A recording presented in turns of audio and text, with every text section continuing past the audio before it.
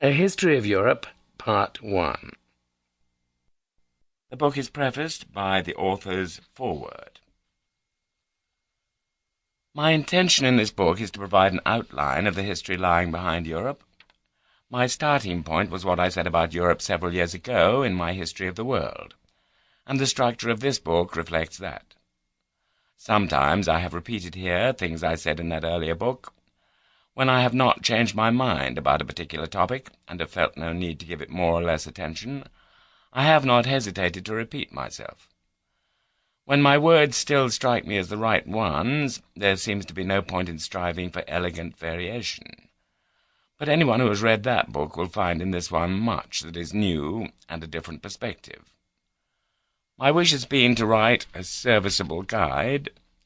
Europe is nowadays a very political word, and I did not wish to usurp the role of the politician. Nothing which follows is intended to promote any particular response to the word except one, caution about its meaning. We still do not easily agree even on who are Europeans, or, if we think we can answer that question, what it is that they share. The answer must always be different things at different times, and such questions demand historical answers.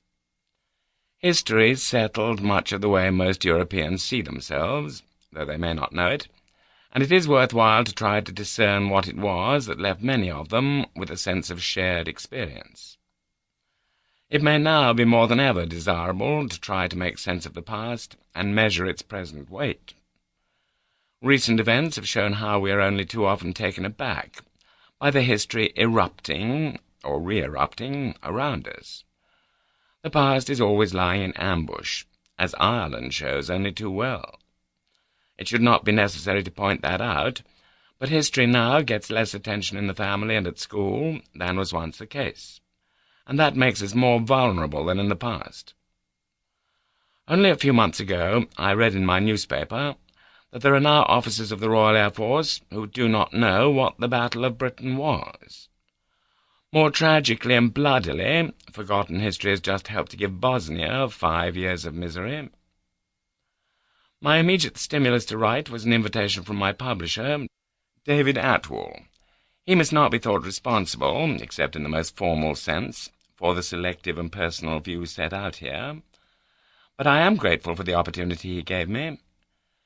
Some may think what follows a demonstration of the obstacles to understanding the past implicit in any attempt to tell a story. To describe the past is always to oversimplify it, and Sample complete. Ready to continue?